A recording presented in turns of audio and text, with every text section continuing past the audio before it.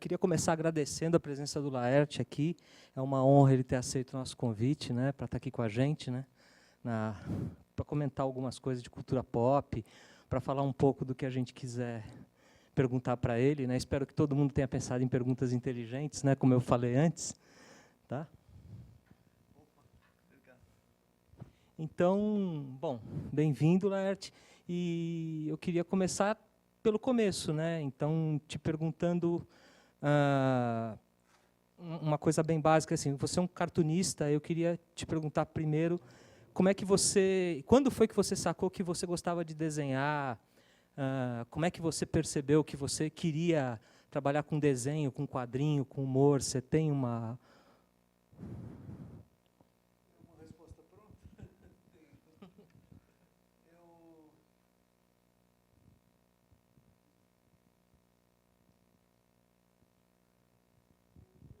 bom, não houve exatamente um momento.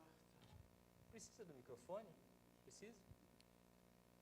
Então, bom, está gravando, né? Não houve exatamente um momento assim definido. Eu sempre desenhei, como qualquer criança desenha. É uma coisa mais ou menos universal isso. E em algum momento, ainda criança, eu descobri que aquilo representava um poder no sentido da gestão afetiva da minha relação com as histórias que eu gostava. Quer dizer, eu sempre gostei muito de histórias, fossem elas de livro, ou de quadrinhos, ou de cinema, ou de televisão. E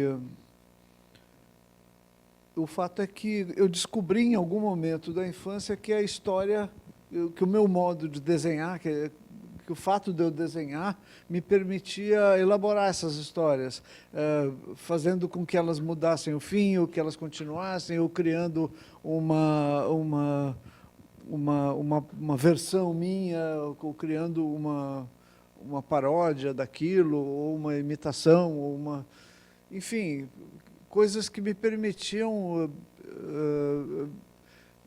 gozar mais daquele prazer, daquela emoção que as histórias sempre rendem, né? Sempre a ficção é um manancial muito grande de energia para a gente, né? Para todo mundo. E o que a gente elabora com as ficções bom, é alguma coisa bem complexa. Eu não vou ficar aqui tentando desenvolver conceitos de psicologia ou de filosofia, não importa. O, a narrativa, o poder, o encanto das histórias contadas é uma coisa única. E em algum momento da minha infância, eu relacionei o fato de desenhar com uma possibilidade que me dava uma chance maior do que as outras crianças. Que, aos poucos, as crianças da minha geração iam parando de desenhar porque se interessavam por outras coisas ou porque acabavam se exprimindo de outras formas. Para mim, o desenho foi a expressão principal, assim, né? Mas normalmente quem desenha se torna popular, né? Porque principalmente em fase escolar, assim, você tem uma habilidade que outras pessoas não têm, você acaba virando meio que uma atração do grupo, ficam pedindo para você desenhar. Acontecia isso com você? Também acontecia e em diversos momentos eu devo ter usado isso para ganhar dinheiro. Obrigado. Ou para impressionar as pessoas também, né? Ficar sendo a minha arma, a minha arma secreta. E técnica, assim, isso foi um empecilho para você? Você é autodidata? Você estudou desenho alguma vez na vida, na Eu adolescência? estudei desenho várias vezes na vida. Eu fui provavelmente um dos primeiros alunos da Escola Pan-Americana de Arte quando ela se instalou no Brasil. Era um curso por correspondência ainda, não havia uma sede física, né? eu fiz alguns fascículos desse curso, eu nunca cheguei a completar exatamente nada. Mais tarde eu fiz também uma temporada na própria Escola Pan-Americana, já aí tentando afinar um pouco, né, as minhas escolhas. Fui para a área de desenho animado, eu queria ver como é que fazia desenho animado e tudo. Foi uma má escolha, porque a Escola Pan-Americana de Arte, nesse momento, não sei se hoje tem, mas naquele momento não tinha estrutura nenhuma para produzir filmes experimentais ou para fazer qualquer coisa com os alunos que não fosse ensinar umas coisas bem rudimentares, de intercalação, de movimento e tudo. O forte deles era quadrinhos, né, na época, né? Não, era ilustração mesmo, ilustração. Tinha um pouco de quadrinhos e tal e tudo, mas a ideia acho que era formar ilustradores para publicidade, ilustradores. Se usava bastante ainda, né? E aí você acabou indo fazer uma faculdade de arquitetura, não foi? Não, fui fazer comunicações. Quando eu cheguei naquela idade, eu pensei, eu não tinha uma ideia muito clara do que fazer, e a ideia era fazer alguma coisa, né? Não existia a opção não fazer faculdade. Então, a arquitetura foi uma das coisas em que eu pensei. Eu fiz, como várias crianças da minha época, jovens da minha época, também fiz os famosos testes vocacionais, estava muito em moda naquela época, final dos anos 60, assim. E o meu teste apontou para arquitetura, música, umas coisas assim. E eu falei, legal, é o que eu quero fazer. Eu estudava piano também, gostava de música. Então, arquitetura era a coisa menos aventuresca, rocambolesca que tinha. Mas antes de me inscrever no vestibular, eu soube que tinha aberto, uns 2 anos antes, tinha aberto a Escola de Comunicações. Comunicações culturais, que se chamava nessa época. E eu vi, o leque de opções lá era enorme. Eu falei, bom, uma dessas coisas vai ser o que eu quero fazer. E entrei. Quer dizer, fiz o vestibular, entrei. O primeiro ano da faculdade era básico, então você nem precisava escolher. E eu tomei pau no primeiro ano, então fiz 2 vezes esse primeiro ano. Daí entrou uma cadeira que não existia, que era música, e eu estava em dúvida entre teatro, cinema, e falei, música também é uma boa. Como vocês veem, eu estava, em primeiro lugar, a fim de alguma coisa na área da expressão artística, da expressão vou produzir histórias, vou trabalhar com alguma coisa da linguagem de produção cultural, né? Cinema, teatro ou música. Mas como é que você acabou chegando nos quadrinhos, no cartoon? Pois é, nesse tempo todo eu continuava desenhando, sempre continuei desenhando. E eu não considerava o desenho uma possibilidade profissional. Eu considerava o desenho... Eu não sei bem o que eu considerava. O fato é que eu comecei na faculdade a desenhar, publicando pela primeira vez em jornais, no Jornal do Centro Acadêmico, no Zine que a gente fundou, eu, o Luiz G. e os irmãos Caruso fundamos um fanzine chamado Balão, 72. E foi aí que eu comecei a ver meu desenho publicado. E por conta também de colegas que estavam fazendo estágio já em revistas, como profissionais, me indicaram para fazer ilustração para uma revista de economia. Depois eu conheci gente na Abril e comecei a trabalhar na Placar. E aí eu tranquei música, perdi a vaga, inclusive, e fui desenhar. Ao entrar por essa porta no jornalismo, eu tirei o meu brevet de jornalista, como é que chama? Licença. Licença não, licença para matar. O meu registro profissional. porque para ser ilustrador não precisava ter o diploma, o curso completo. Então, eu tive o meu de registro profissional como ilustrador, mas mesmo assim resolvi entrar de novo na faculdade para fazer jornalismo, num ímpeto de, de vontade acadêmica, assim, que se esgotou em 2 anos. Eu também tranquei e abandonei a faculdade. Então, eu nunca me formei. Essa é a minha história de formação.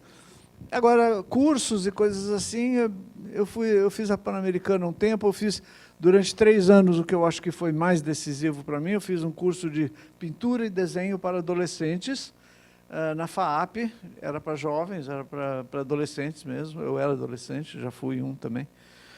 E lá tinha teatro, que foi o que mudou a minha vida mesmo, porque era um tipo de prática que a gente tinha que não se limitava à cena, à criação cênica. Também envolvia o pensar gráfico e cenográfico e gestual. E, quer dizer, tinha o teatro foi a coisa mais importante que eu fiz nesses 3 anos de curso livre. Mas também desenvolvi também um pensamento sobre estética gráfica, sobre estética em pintura, escultura, em artes plásticas, assim. Foi uma base bem legal, assim. Tinha alguém que te servia de modelo, alguém que você gostava, que você via publicado, que você achava legal? Pois é, os meus ícones eram todos na área da ilustração, assim. Eu não tinha grandes admirações, identificações, melhor dizendo, com artistas plásticos. Eu gostava de ilustradores, eu sempre gostei muito do Norman Rockwell, que é um clássico, um ilustrador clássico americano. Depois eu fui aprendendo também a reconhecer e conhecer os humoristas, né, os autores de cartoon e coisas assim, e vim a conhecer. Mas aí eu já estava quase profissional, já estava à beira de entrar para a profissão mesmo. Eu estava conhecendo pessoas da área, o Zélio, que morava em São Paulo, o Zélio e a Cissa, que foram mestres, assim, me apresentaram um mundo de possibilidades e de autores muito importantes na área do humor gráfico. A linha europeia, né? O Steinberg e o André François, e aquele pessoal... não, isso aqui já é um pouco mais tarde.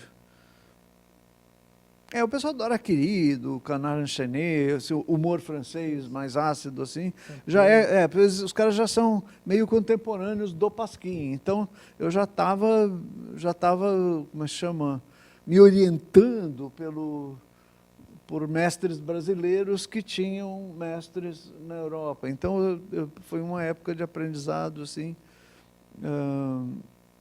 bom, já na prática da profissão, né? Eu já estava... Mais ou menos nessa época que você começou a trabalhar na imprensa sindical, né? São coisas meio coincidentes, assim. Em 74 foi a minha primeira experiência com imprensa sindical. Eu era do Partidão, eu era comunista e havia um projeto de ação política, de intervenção nossa no trabalho dos sindicatos.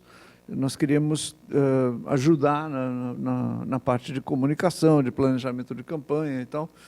Fomos trabalhar em 74, daí houve uma interrupção, o partido foi alvo de uma ação repressiva muito grande, foi quando morreu Vladimir Herzog, foi assassinado, e bom, a gente meus amigos também foram presos, torturados, tudo a gente retomou os planos junto ao sindicato. Você mesmo esteve perto de ser preso alguma vez? Eu fugi. Eu saí correndo em boa hora. É a origem da palavra embora, né? Ir embora é ir em boa hora. E eu fugi. Meu amigo, com quem eu dividia a casa, tinha acabado de ser preso. E eu falei, bom, o próximo sou eu, então. E fui embora e esperei. A única coisa que podia fazer era esperar naquele momento, para mim, pelo menos. E foi daí quando morreu o Vladimir Herzog e eu senti que estava havendo um movimento de resposta social e que a ditadura, quer dizer, essa força, o lado negro, né, o lado negro do lado negro, tinha perdido a batalha. Foi quando o Geisel começou a fazer a contraofensiva dele, que acabou resultando no período da distensão, que foi conhecido como distensão e tudo. Mas, enfim, alguns dias depois da morte do Vladimir Herzog, eu voltei e daí me engajei nesse processo social de conquistar a democracia, conquistar o espaço democrático, né?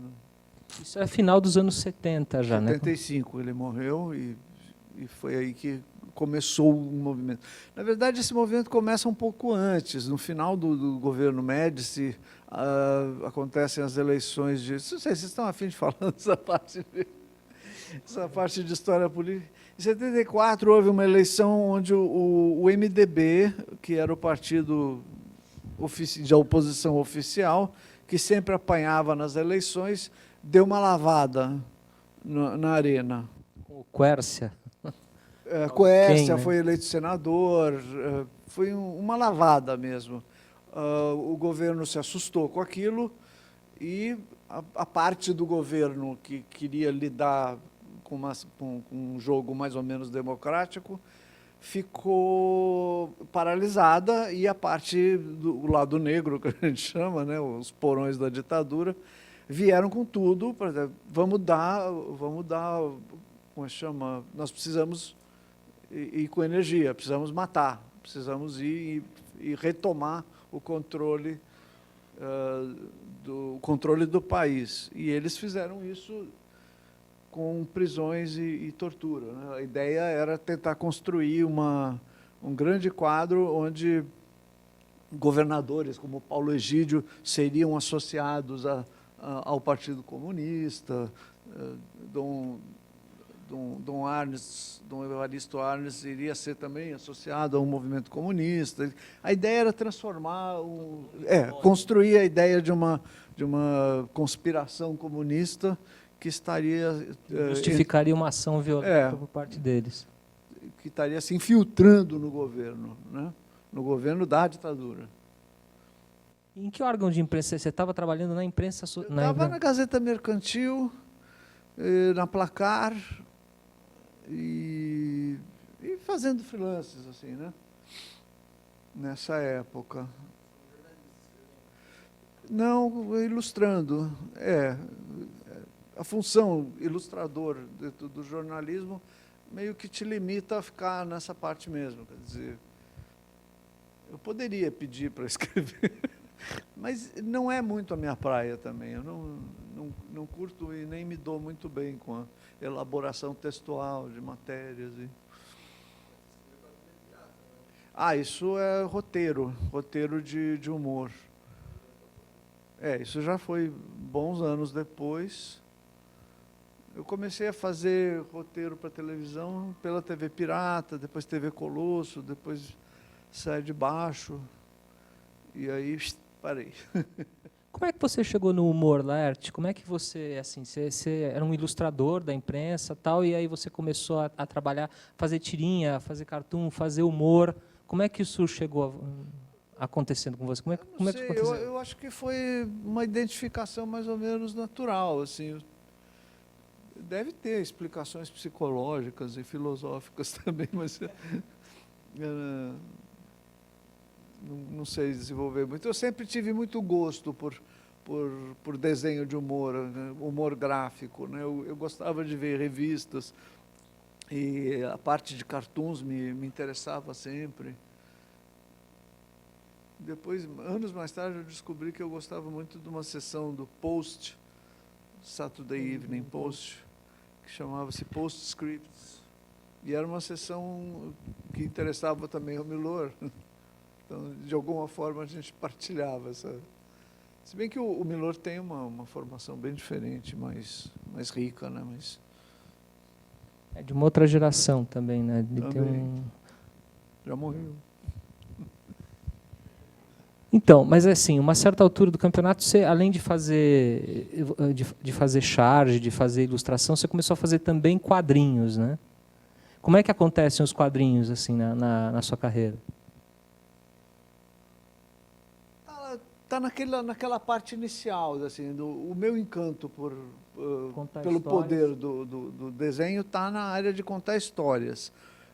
Quadrinho é exatamente isso, é contar histórias com imagens sequenciais.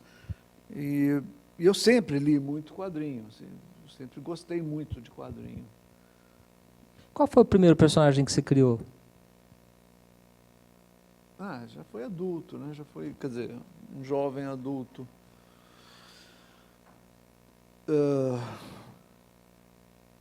Foi num zine, eu acho que foi esse o meu primeiro personagem mesmo. No sentido de personagem recorrente, na verdade, eu estou te perguntando.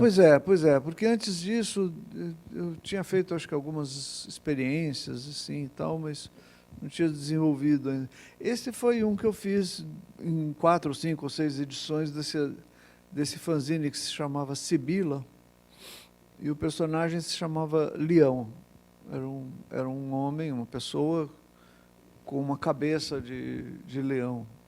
Ele era o único personagem no contexto da história com uma cabeça de animal. E isso não era uma coisa que as pessoas estranhassem. Isso era tido como uma coisa normal, mas o que não era normal era a extrema violência com que ele reagia a qualquer coisa, desde bom dia até o troco errado, ou qualquer coisa assim. Ele passava para a violência numa facilidade absurda, né? Isso foi em 71, acho, não sei, uma coisa assim.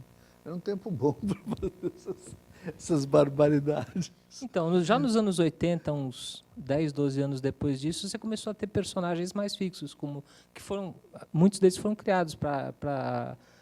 Pois é, mas é que a criação de personagem vem sendo associada à prática da produção de quadrinho, porque quadrinho é uma coisa que precisa ser feita e apresentada muitas vezes, recorrentemente. Então, a criação de personagens acompanha a história em quadrinhos de uma forma mais ou menos também natural. Agora, não é exatamente a minha praia. Eu sempre gostei muito de criar e trabalhar com as situações. Jura que não? Porque você tem tantos personagens tão bons. Você tem o Overman, os Piratas do Tietê. Foram personagens nascidos meio por indução do meio com que eu estava trabalhando, sabe? Estou fazendo quadrinhos. Já que estou fazendo quadrinhos, vou fazer personagens. Por quê? Porque todo mundo faz personagem, né? Aí eu pensava em personagens. Pensar uma tira, inclusive, significava você pensar num universo, num contexto, uma coisa onde você pudesse criar situações e fazer personagens nadarem ali e tudo, né? Eu pensei num condomínio. Foi a minha ideia master. Aí do condomínio veio Gato e Gata, né? Mas quando eu comecei a lidar com o condomínio, eu criei uma dupla de personagens que era o síndico e o zelador. O zelador na porta do prédio, submetido ao síndico, que é um sujeito azedo e autoritário que mora no prédio. Enfim, era um jogo assim um jogo dramático, né?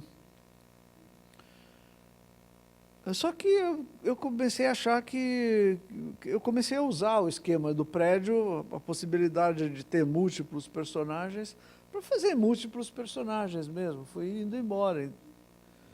E aí, com o tempo, eu fui quase me desinteressando de manter personagens.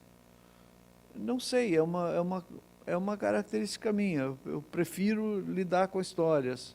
Eu prefiro que os personagens se apresentem como E sejam diferentes em como cada alguma história. coisa integrada à história, né?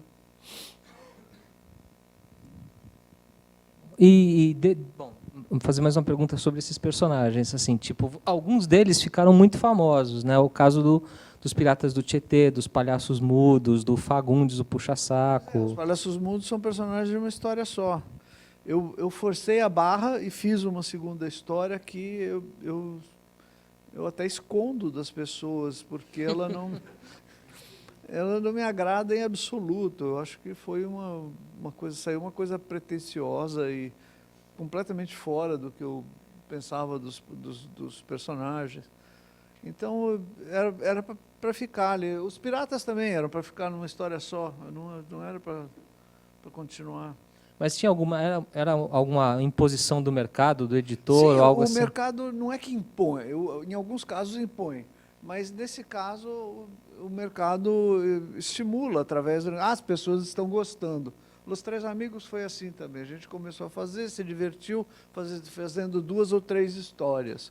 A partir daí virou uma espécie agora virou tradição, sabe? Como é que já que você tocou nesse assunto, como é que era esse negócio dos Três Amigos? Vocês faziam ao mesmo tempo, no mesmo lugar, A na gente mesma fazia uma reunião de ter ideias e que era anarquia pura, assim, né? A gente ficava falando qualquer merda e anotando ideias, deixando as ideias rolarem, correrem mais ou menos à vontade, assim. E quando a gente sentia que tinha uma direção, que tinha uma ideia sendo plasmada ali, a gente baixava aquilo para o papel e daí fazia aquilo. A execução da história era, em geral, eu e o Angeli fazíamos e o Glauco ia embora. Ia cuidar da vida dele. Assim, Em princípio, cada um desenhava o seu próprio personagem, mas cedo a gente acostumou a desenhar o personagem do Glauco porque ele não vinha mesmo. assim, você tem uma produção muito grande, então assim, e diária, você está em Tem jornal. 40 anos que eu estou trabalhando, se não fosse grande também. Mas eu queria te perguntar outra coisa. Você é disciplinado com o trabalho? Não. Nada? Não. E como é que é teu processo diário, assim, para entregar aquela quantidade de tira? Não siga o meu exemplo. Errado. Eu tenho que entregar histórias. Então, isso é toda a disciplina que eu tenho. O jornal precisa ser alimentado com aquela lenha, senão não rola. Isso é uma das primeiras coisas que eu aprendi. Se você não fizer, não aparece feito.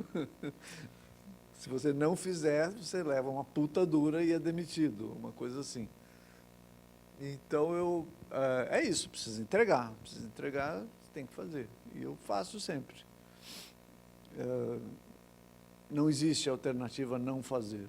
Então, essa é a minha disciplina. Mas você tem um método, assim, você senta, você pensa antes, você escreve primeiro? Pois é, quando eu tinha personagem, eu até tinha alguma... o personagem funciona como uma espécie de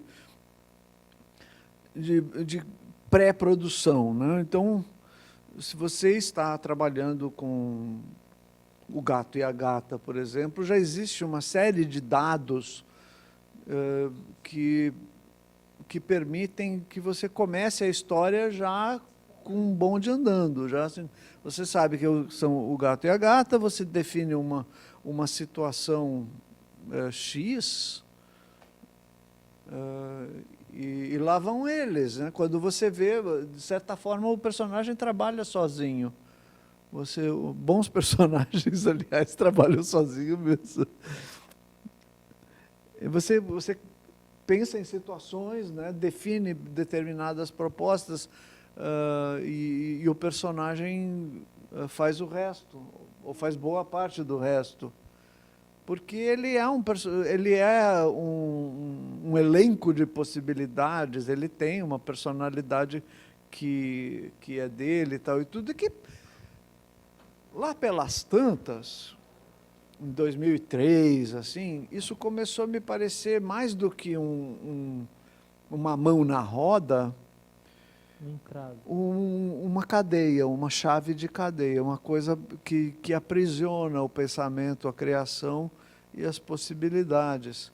Então, mais ou menos nessa época, 2002, 2003, eu comecei a pensar em explorar coisas que eu tinha deixado para trás quando eu me profissionalizei, que foi, eu tinha 22 anos. Naquela época eu estava criando coisas com muita liberdade, com um grau de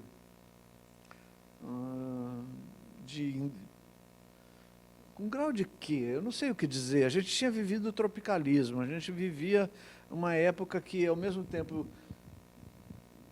estava no ar uma repressão política muito grande, com censura e tal e tudo, mas eram anos de grandes possibilidades. O que estava se propondo estética e culturalmente no mundo naquela época era muito legal, era muito interessante.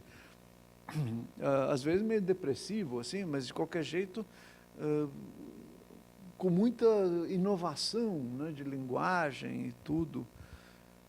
E essas coisas todas eu deixei de lado quando me profissionalizei. Por quê?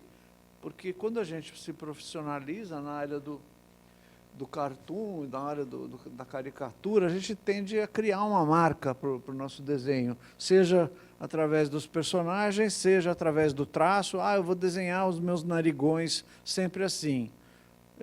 Eu vou desenhar os meus personagens assim. Por quê? Para o leitor olhar aquilo e reconhecer, esse desenho é do Jotinha, esse desenho é do Marcão, esse desenho é do não sei quem. Isso é um vício, isso é uma merda, sabe? Porque você acaba se limitando, você acaba se aprisionando naquelas coordenadas. Aquilo acaba sendo um estorvo, se você está interessado em fazer um trabalho original, se você está interessado em, de alguma forma, manter pulsando aquela energia que te dava tesão para começar, né?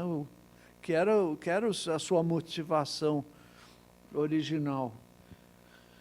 Então, foi isso. Durante umas boas décadas, eu usei vários tipos de combustível, né?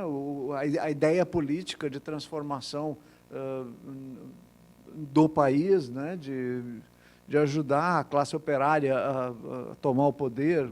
Essa era mais ou menos, o plano era mais ou menos esse. Depois, lutas... Você acha que rolou? Acabou acontecendo? Não, você acha que rolou? Não.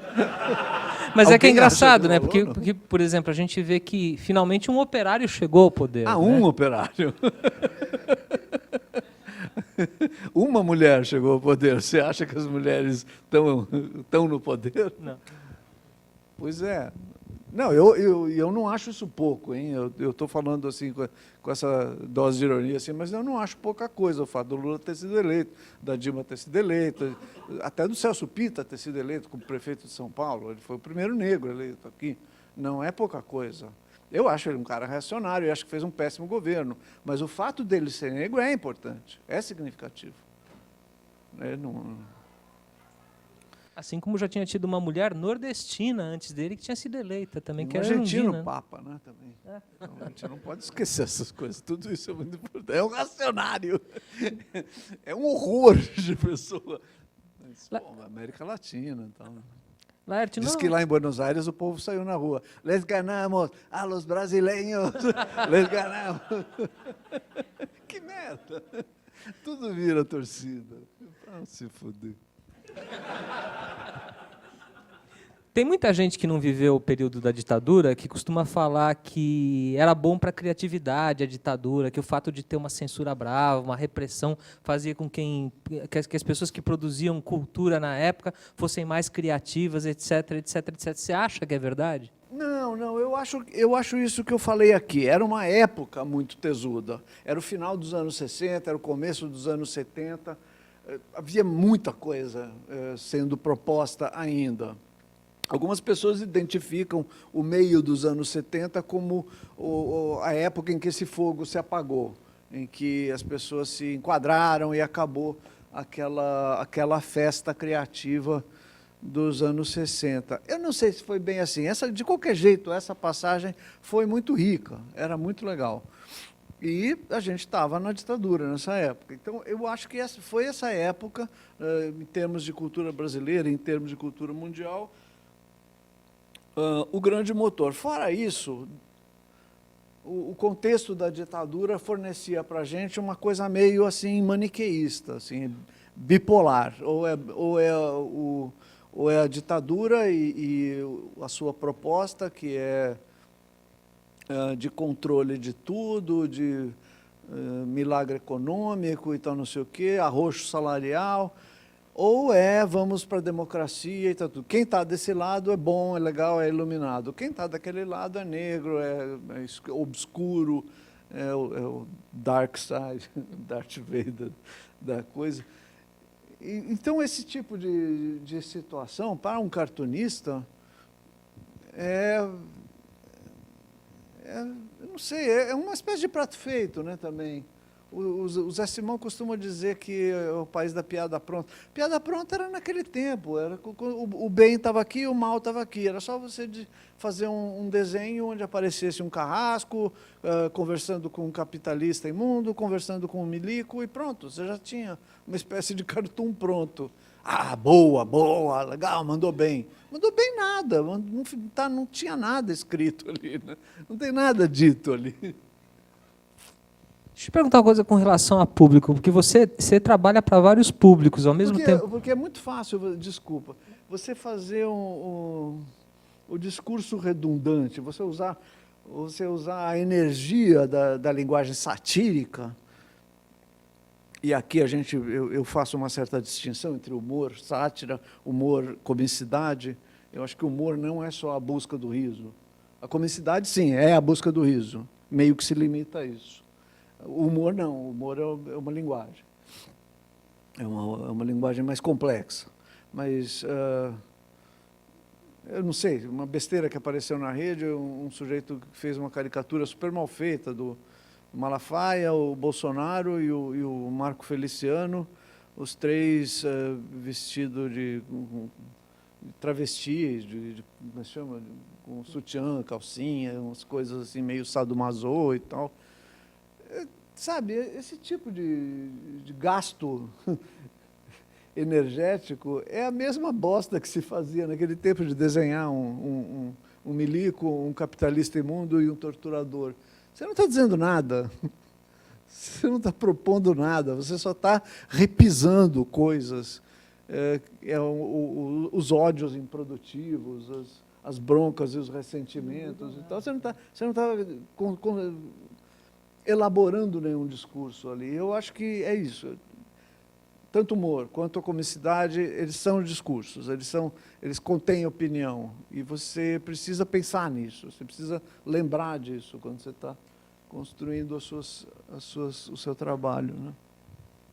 Bom, o que eu ia te perguntando sobre os públicos que você trabalha é o seguinte, porque ao mesmo tempo que você escreveu para TV Pirata, você também escreveu para TV Colosso. E como é que é isso, assim? Como é que é?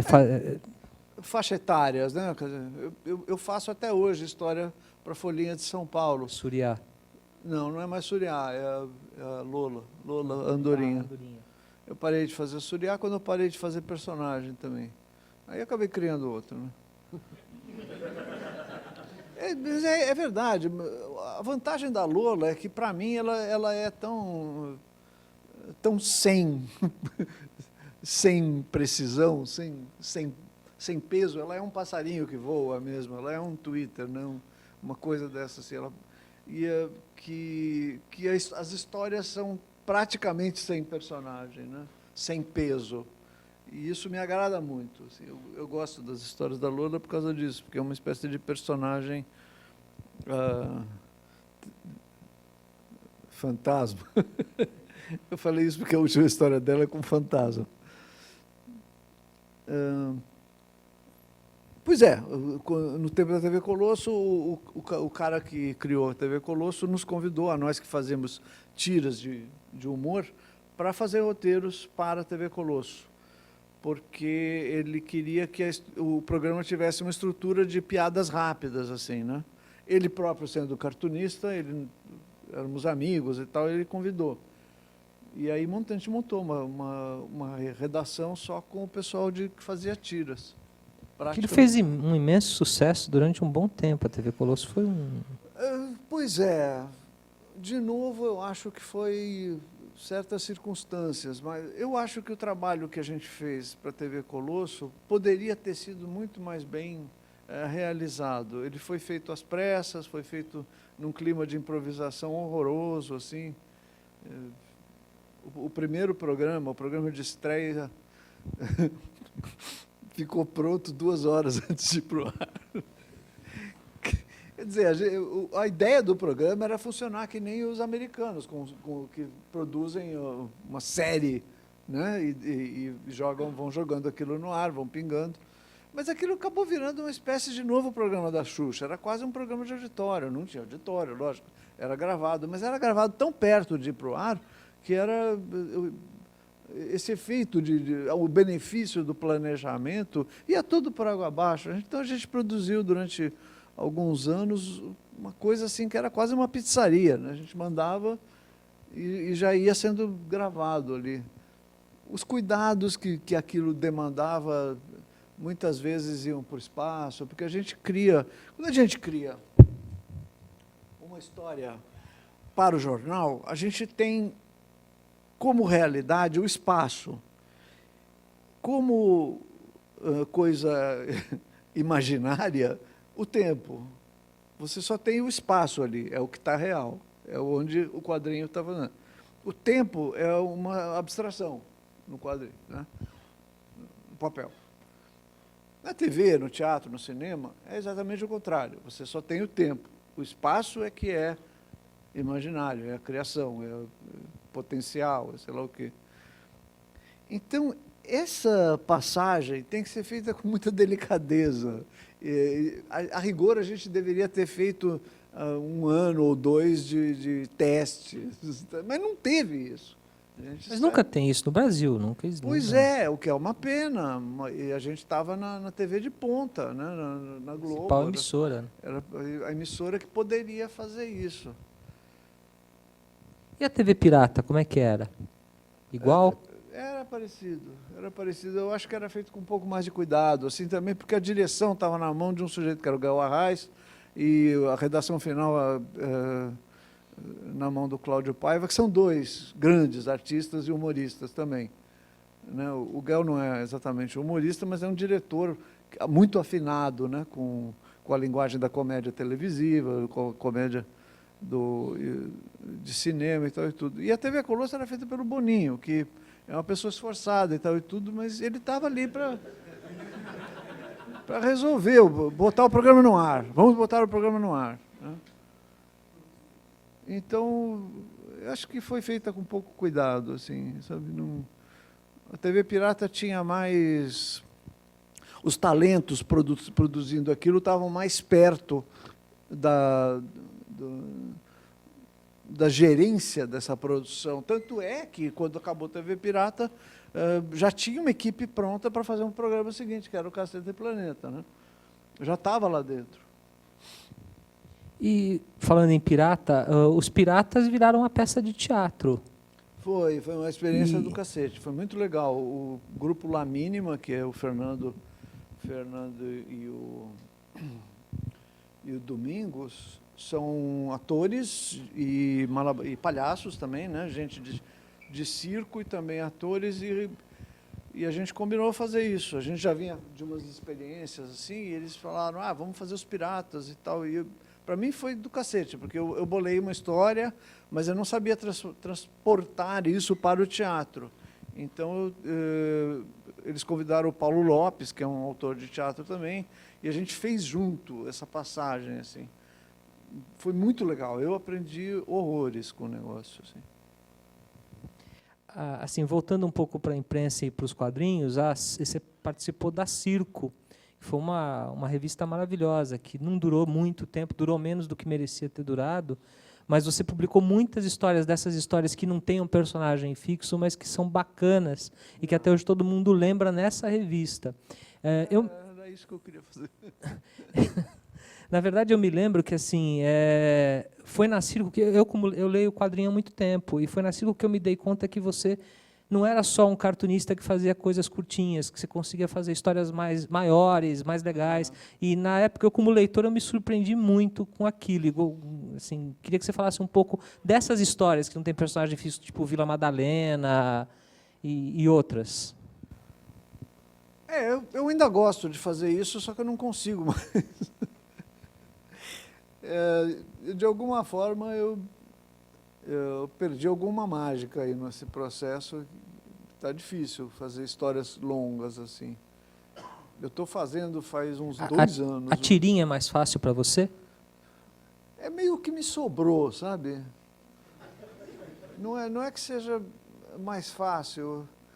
Eu te pergunto porque tem gente que diz o contrário, viu, Laerte? Eu tenho vivido uma dificuldade muito grande de relacionamento com o meu trabalho. Tudo, assim, as ideias, o desenho, é tudo um parto monstruoso. A tira virou o meu campo de batalha preferencial, assim. Primeiro porque ela é todo dia mesmo. Segundo porque ela me permite fazer experiências e propostas muito rapidamente. Não é uma questão de facilidade, mas é uma questão de agilidade. Algumas das suas tiras são pequenos arcos, né? Duram 4, 5, 6 tiras.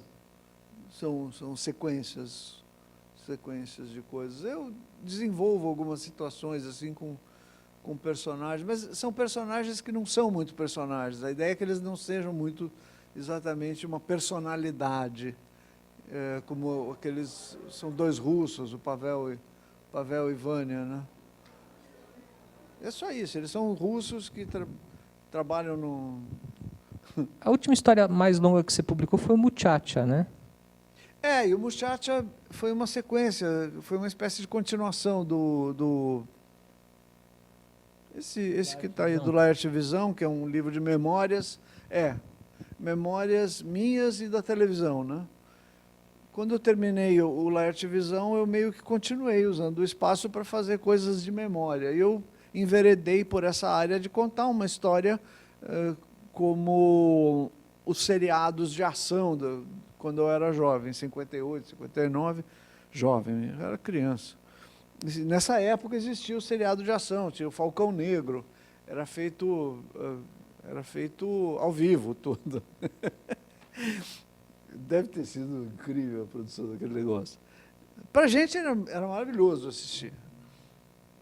E eu comecei a fazer um arremedo de uma história, uma paródia do Falcão Negro. E aquilo foi indo, assim, meio sem pretensão. Depois de um tempo, eu comecei a achar que aquilo podia virar uma história. E aí eu comecei a construir uma história ali. Então, já havia uma intenção. Você escreve antes de desenhar ou rafeia antes de desenhar? No caso do Muchacha, foi uma no cravo, uma na ferradura. Assim, eu deixava solto, depois eu prendia. Deixava solto, depois eu encaixava. Fui construindo, assim. Você trabalha sozinho, Laerte, ou você tem algum assistente? Não, alguém? eu trabalho sozinho. Completamente, inclusive... Eu já tentei ter assistente, mas não dá. Eu não consigo ordenar, não no sentido de dar ordens, mas no sentido de botar ordem, né? Eu não consigo pedir o que eu preciso para um assistente. Então... Eu falo para ele, vem amanhã.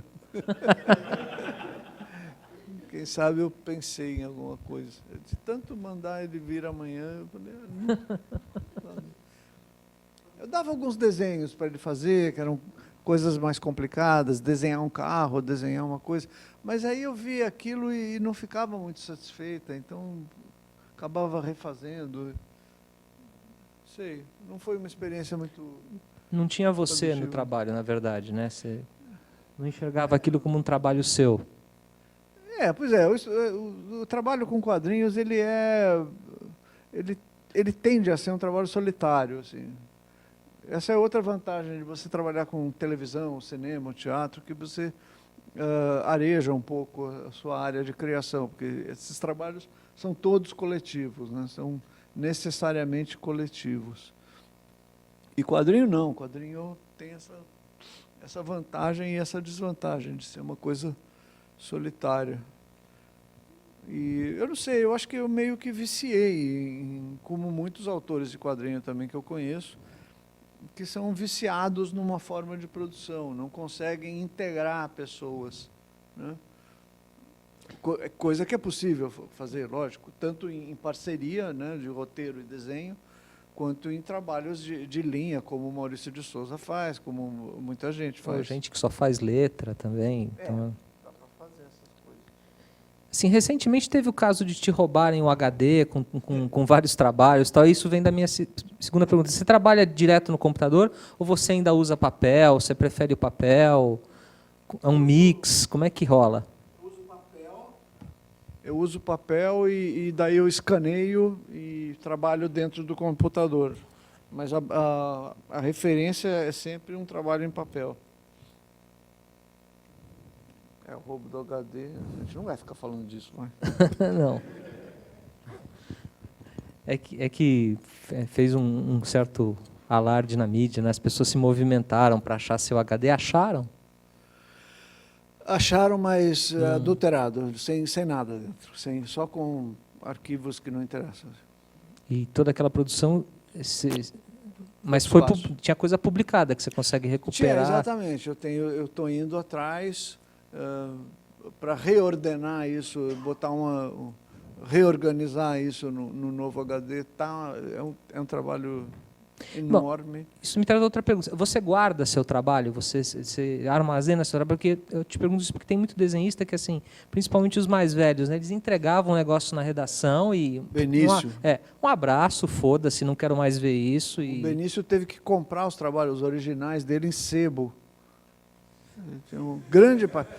Eu não sei se vocês estão localizando quem é o Benício. É um dos maiores ilustradores do Brasil. Ele fazia capas de livrinhos de pocket. ZZ7. Fazia cartaz de cinema, muito cartaz de cinema, na época da pornochanchada e tal e tudo.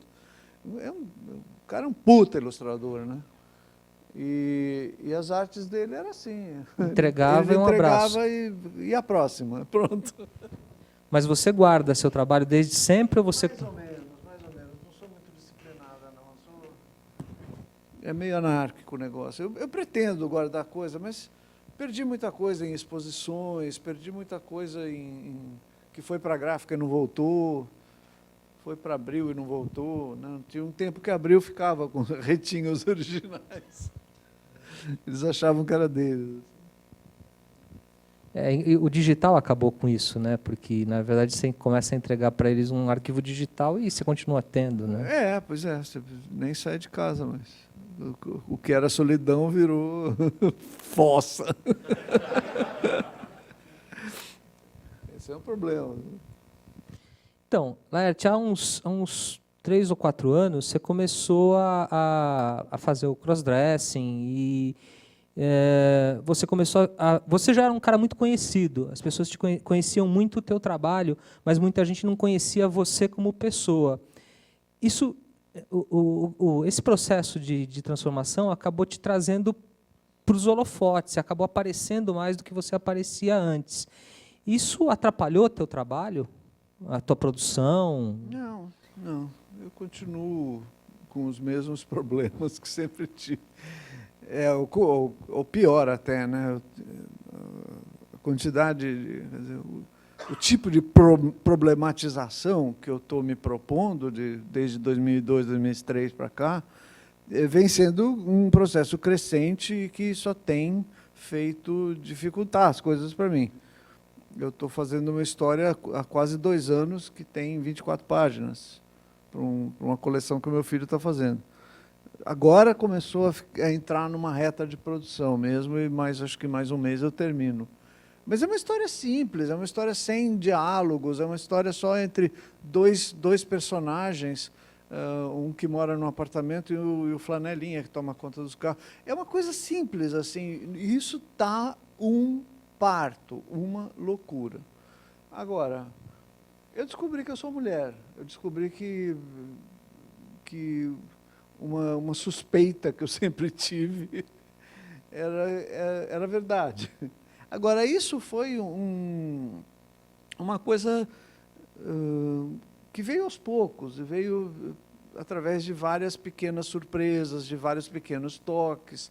O meu trabalho me ajudou muito nisso, nesse ponto. O personagem Hugo me ajudou muito nesse negócio, porque eu usei ele como batedor, né? O cara foi na frente se travestindo em várias histórias, até que um dia uma menina que hoje é minha amiga falou, uma transexual também, uma transgênera, ela ligou e falou, escuta, isso que o seu personagem faz toda hora, você não gostaria de fazer também? Porque é uma coisa acontece bastante isso, a gente tem um grupo de pessoas que faz isso toda hora. E eu fiquei muito alvoroçada em reconhecer em mim essa coisa, essa verdade, né? E aí eu comecei a fazer esse caminho. Eu hoje me vejo como uma mulher trans, uma mulher transgênero.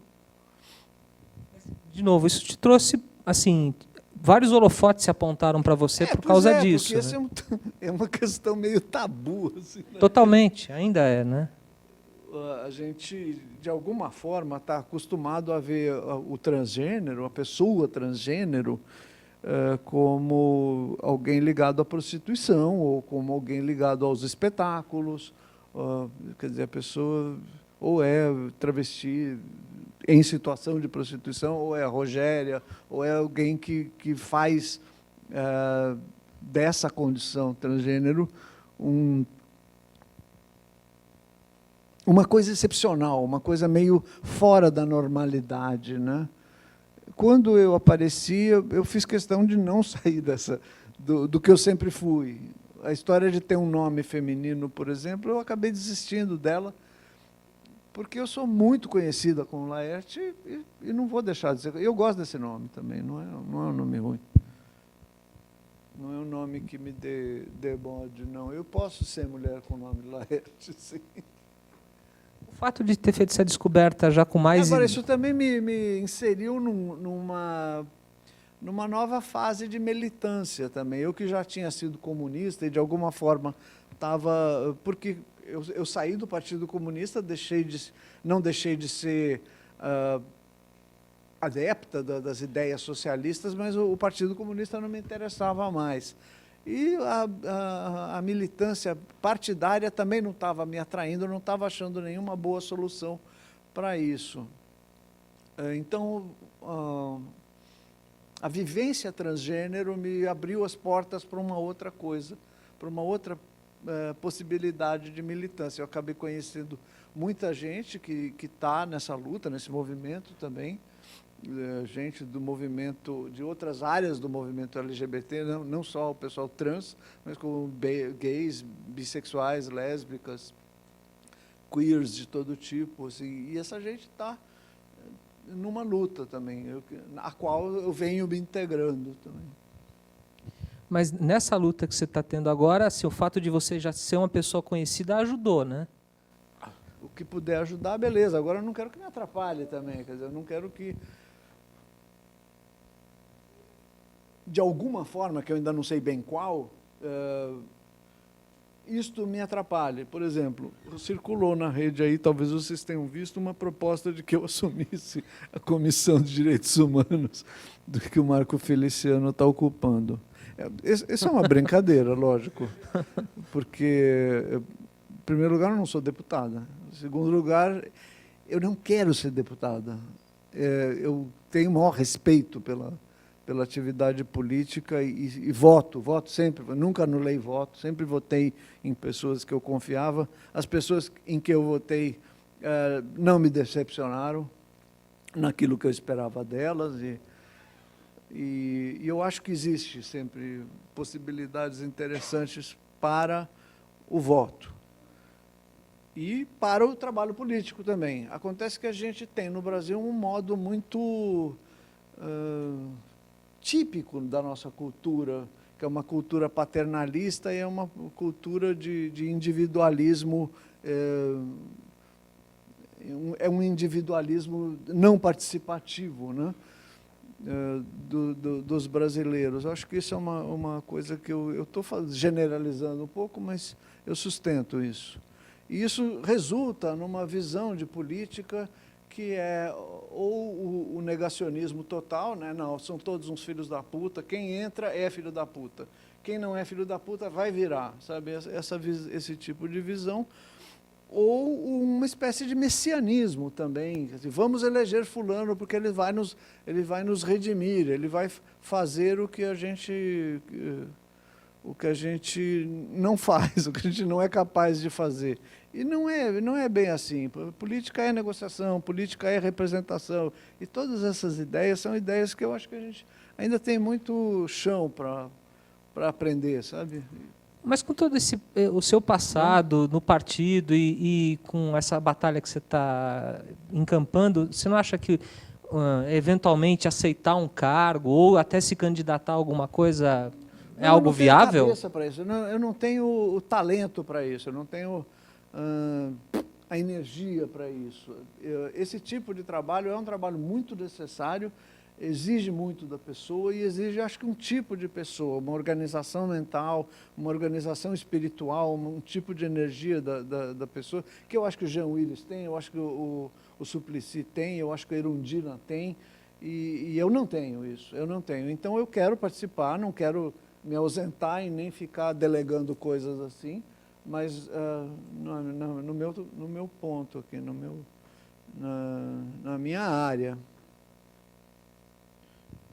O Enfio, eu lembrei do Enfio, quando a gente trabalhou junto, no final dos anos 70, na retomada do movimento sindical, né, e a gente também retomando o trabalho junto ao movimento sindical, o Enfio estava em Natal e ele se encantou com a ideia do movimento sindical, que estava nascendo, renascendo, ali parecia renascer das cinzas, assim, com o Lula, o aparecimento do Lula e tudo, e ele queria vir. E a gente se conhecia, a gente em São Paulo tinha uma agência chamada Oboré, que fazia jornalismo sindical, e ele veio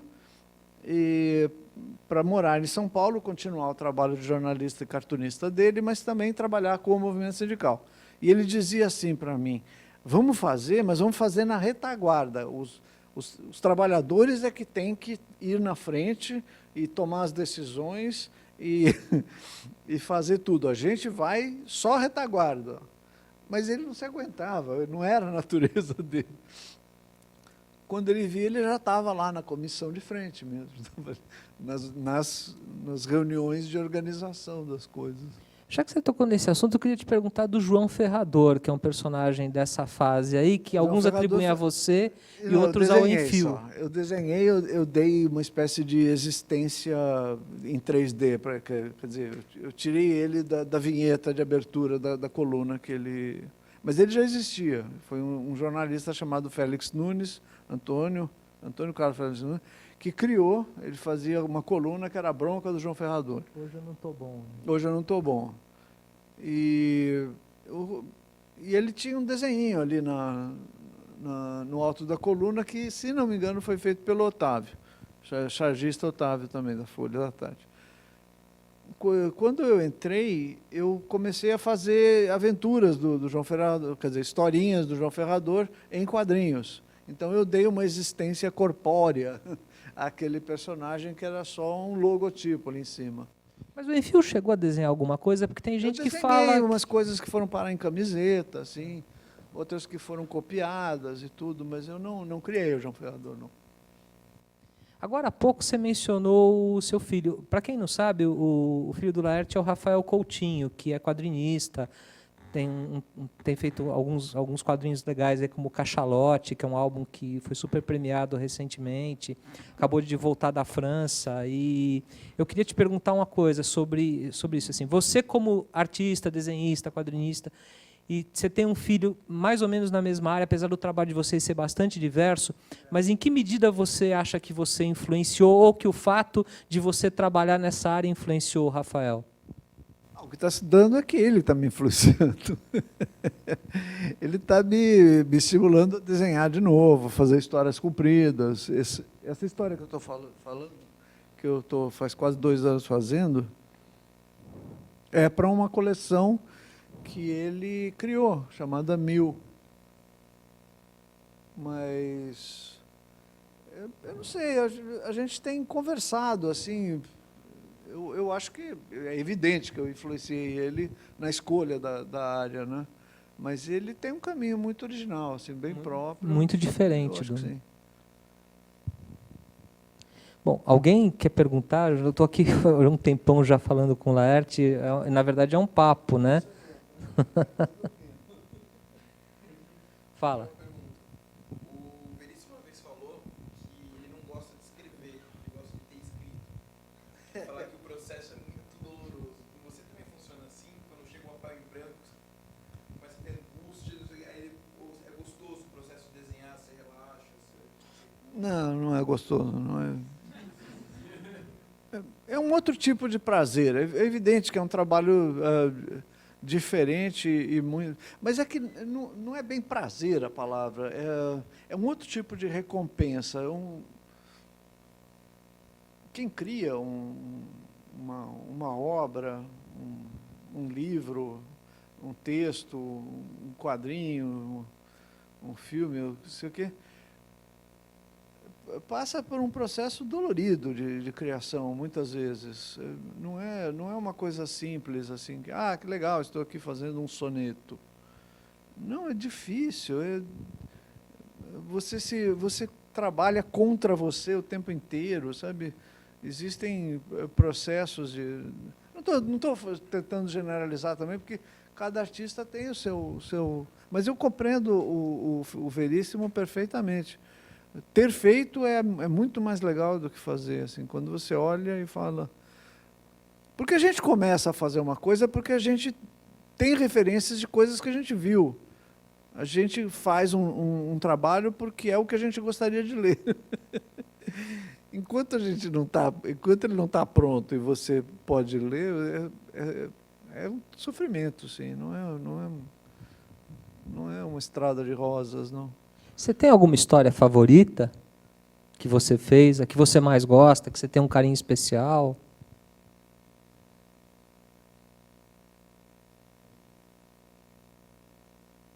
Difícil. Não tenho. Eu ando muito rabugento.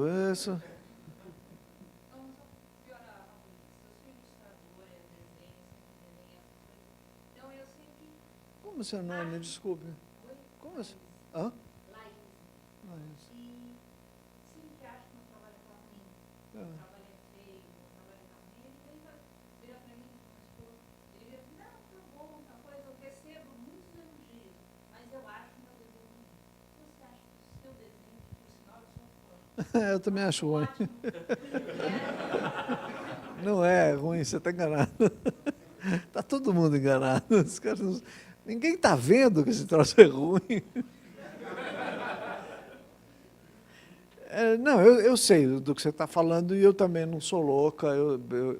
Eu olho o meu trabalho e acho que tem qualidade e tal, não sei o quê, mas, sabe, é tão diferente do que a gente queria mesmo. Quando a gente começa um trabalho, alguma parte do cérebro da gente já vê ele pronto, já o vê pronto e é aquilo que você quer fazer. Mas ele não está pronto, nem na sua cabeça, é uma simulação de pronto. Enquanto isso, toda a matéria, a mesa, o papel, o lápis, a caneta, o computador que seja, tudo isso, mesmo o computador é matéria. Tudo isso está impedindo você de chegar naquela ideia, entendeu? Ao mesmo tempo, está possibilitando você construir aquela ideia. Então, é um processo dialético enlouquecedor, porque você sai atrás do negócio e aí você começa a estabelecer sistemas para chegar lá, porque você sabe que é preciso algum tipo de sistema. Esse sistema começa a te soar inimigo do seu projeto também, porque ele corta toda a aparência de espontaneidade que você quer dar àquilo, entendeu? Eu não sei, é uma coisa... Eu aprendi muito com Fortuna, que foi um grande cartunista e ilustrador brasileiro, e muito meu amigo também. E quando eu vi os originais dele, eu ficava assombrada, porque eram coisas grossas assim. Ele desenhava com o dedo, com um pedacinho de pau, pegava tinta, passava de novo, não sei o quê, tirava. O resultado daquilo impresso era de uma simplicidade absurda. Parece que o sujeito fez aquilo num traço só. Quando você olha a arte, é uma confusão, é uma epopeia que tem por trás daquilo, né? Mas ele gostava desse processo ou era o que ele sabia fazer? Também era custoso. Ele gostava muito de desenhar. Gostava muito, e ele tinha o próprio trabalho em alta conta. Ele gostava do que ele fazia, assim. Ele gostava do resultado, sabe? Orgulho de ver impresso. Né? Não, o orgulho de ter feito. Assim, ele sabia quando ele tinha acertado uma coisa. Tinha algumas coisas que ele sabia que tinha sido meio frustrado, assim, não deu muito certo. Mas ele brigava. Ai de você se falasse que estava errado. Isso aqui ficou uma bosta, hein, Fortuna? Bosta por quê? Bosta é o seu. Mas é isso, a angústia do produtor, do criador. Não. As ideias estão soltas e o desenho também está solto nesses últimos trabalhos. Da Índia, você falou? Aquela uma sequência de histórias. Essas histórias assim, que realmente não tem personagem, você falou, mas também realmente também não tem um desenho muito formal também. É um outro caminho que também tem seus desafios, né? Suas coisas assim. Você tem buscado uma simplicidade no seu trabalho ou tem acontecido assim? Porque tem histórias suas assim, incrivelmente detalhadas, mais antigas, mas que tem assim, cidades inteiras desenhadas, situações com muitos personagens, e isso a gente tem visto, talvez pela limitação do formato, tira, jornal, você está fazendo um trabalho quase mais sintético, muito bonito, mas mais sintético. Você tem consciência de que isso tem acontecido? É algo deliberado? Não é o possível também. O processo de fazer uma história tem sido tão custoso para mim que eu acabo resolvendo de uma maneira rápida ou prática, assim, sabe? Não é uma picaretagem que eu estou fazendo, é uma saída, é uma solução. Eu sei que se eu ficar em cima daquilo, eu posso não chegar nunca num resultado bom, né? É difícil falar disso para mim, eu não consigo muito equacionar essa coisa, não. Fica parecendo assim, falsa modéstia, fica parecendo assim, ele está falando isso só porque ele está querendo colher elogios e tal, mas não é bem isso, não.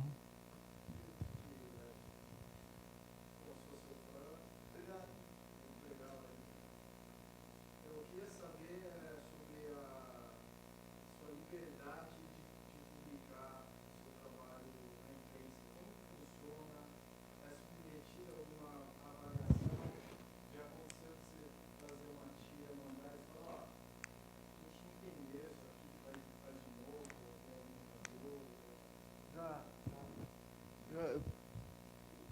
Já aconteceu. Atualmente acontece menos, porque acaba acontecendo uma certa sintonia entre o sujeito que trabalha no jornal e entre a pessoa profissional e a empresa, assim. Uma empresa que nem a Folha de São Paulo, por exemplo, tem evidentes limitações.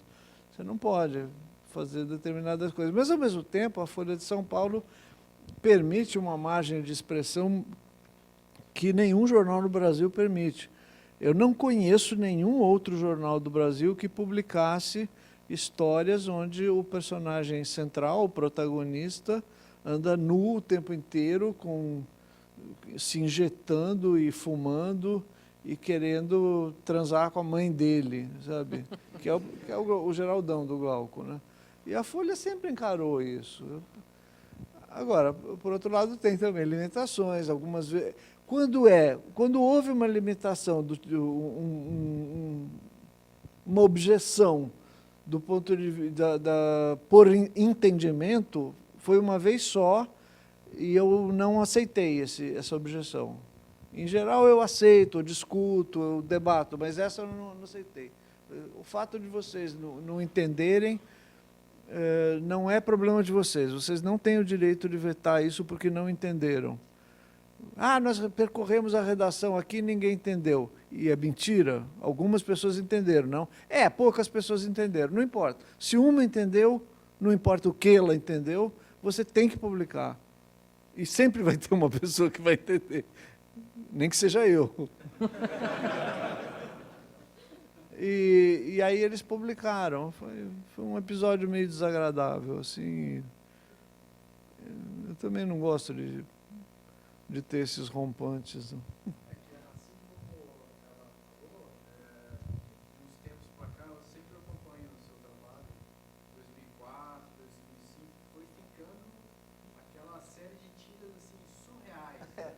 Bom, a Folha foi absolutamente magnânima nesse ponto, assim. Foi realmente mudando. Cada tira que... No início, os leitores ficavam emputecidos e se queixavam, pediam minha cabeça.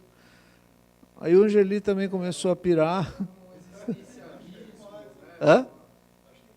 Eu não sei. Aí o pessoal começou a pedir a nossa cabeça, o Angeli e o Laerte. Esses caras estão ocupando um lugar que eles não sei o quê. E o jornal tem sido claro em relação a nós, falando que não se preocupem, vocês publicam sempre aqui.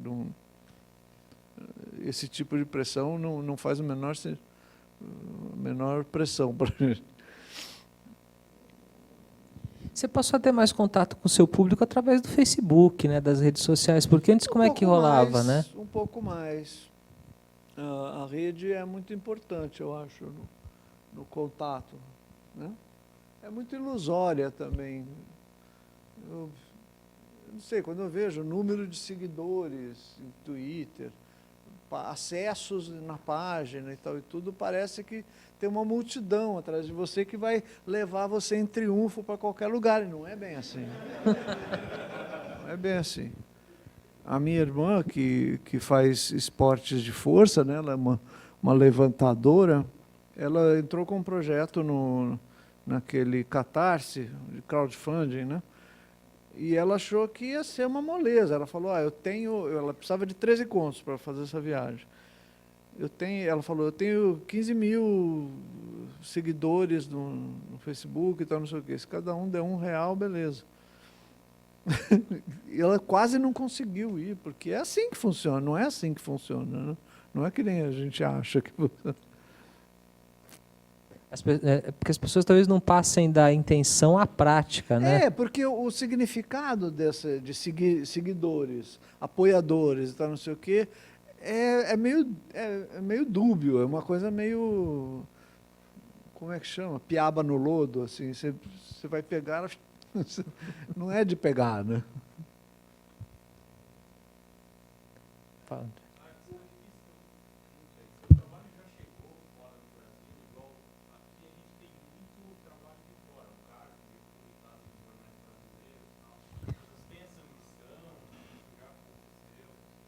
Publicar no exterior? Não. Portugal é exterior? É perto da Europa. Eu publiquei no Diário de Notícias durante uns anos, depois eles interromperam, e foi só. Eu não publiquei, não. Mas gostaria? Não faço muita questão, não, sabe? Para falar a verdade. Já foi mais encantadora essa ideia para mim, mas hoje não é muito mais, talvez porque eu nunca publiquei. As uvas estão verdes. Não sei, é sempre legal, mas é meio assim, meio na área da curiosidade, assim, da bizarrice. Ah, legal, publicamos na Ucrânia. Bacana. Tem uma amiga baiana que mora em... Qual é a capital da Noruega mesmo? Oslo. Pois é. Ela mora lá. E ela queria traduzir umas tiras de Deus para o norueguês. Ela fez algumas traduções, assim, me mandou, eu achei lindinho tudo. Mas não saiu em lugar nenhum. Você acha que seu trabalho talvez tenha uma cor muito nacional, muito brasileira? Toda a linguagem de humor, ela é, de alguma forma, circunscrita a um grupo. Eu não acredito no tal do humor universal. Acho que isso é um mito que foi construído, assim, mais ou menos conscientemente. Em nenhum meio você acha que rola um humor universal, assim, nem em cinema, nada? Não. As pessoas são ensinadas a ler de uma determinada forma e achar engraçado determinadas coisas e criar uma sensação de humor universal. Não é. É uma opinião que eu nunca tinha ouvido, porque normalmente as pessoas gostam de apontar, inclusive, assim, Chaplin, Buster Keaton, como... Não é universal, não. Eu não acho. E eu não sei, até hoje ninguém me provou que é universal. Em primeiro lugar, ele tem um alcance mundial porque ele é distribuído mundialmente. Agora, a maneira como as pessoas recebem aquela mensagem pode ser muito diferente, certamente é. Eu acho que aí está uma investigação que não se faz nunca. Você vê as pessoas assistindo e assume que está todo mundo na mesma sintonia, no mesmo diapasão. Não é assim. Mesmo numa plateia absolutamente homogênea, ouvindo uma piada que eles... Porque esse negócio, eu não sei, esse é outra área de crise que eu estou vivendo em relação ao humor, ao que se conhece e costuma chamar de humor. Eu tenho tido grandes bodes com isso e grandes dúvidas. Te também. cobram humor? Hã? Te cobram humor no seu trabalho, assim? Sim, claro. É onde está a piada. Não estou achando graça nenhuma.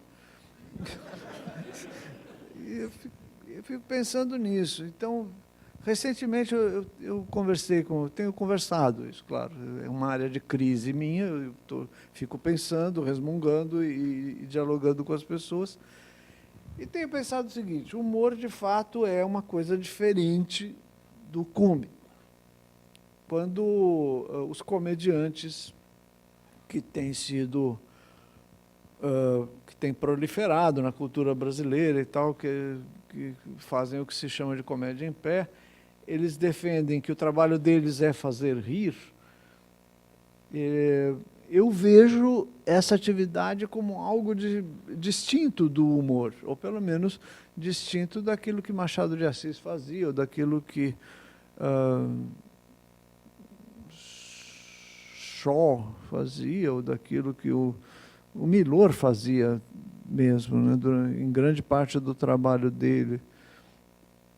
Ele não tem nada a ver com filosofia, tem a ver com usar um recurso de linguagem, de construção de conceitos, de elaboração de discurso, que é diferente da construção lógica, que é diferente da retórica da lógica objetiva e precisa que a gente usa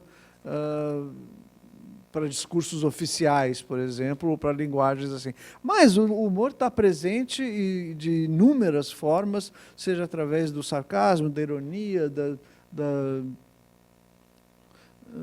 da pequena distorção que se faz, de muitas formas. Agora, a produção de riso, eu acho que é um assunto à parte, e está suficientemente catalogado por aí para constituir uma coisa que é a comicidade, o cômico, a sátira, essa área toda de linguagem também, que é muito importante. E uma piscina onde eu já nadei bastante também. Ainda nado, eu gosto da ideia de construção do cômico, sim.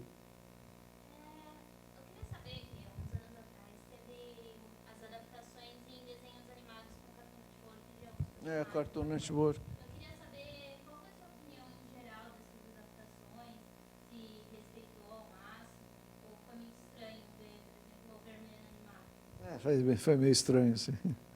Eu não Você participou? participei, eu fiz os roteiros e tudo.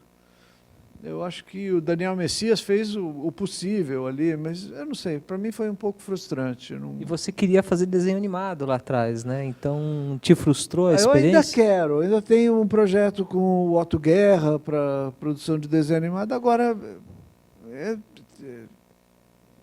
tem esse problema de que trata-se de um trabalho coletivo que envolve uma outra ordem de problemas, uma outra ordem de coisas com a qual eu nem sempre estou familiarizada.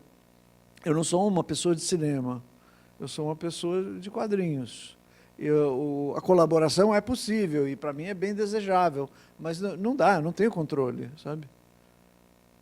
Então, tem uma hora que o sistema ganha força própria e passa a produzir um negócio meio próprio.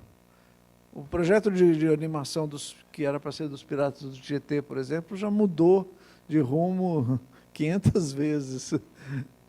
Ainda estamos discutindo o roteiro ainda. Pergunta, Bruno.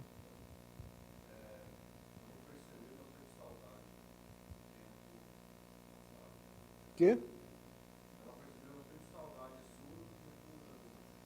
É? Mesmo? Não, estou perguntando sério. Foi isso que você... A sensação que...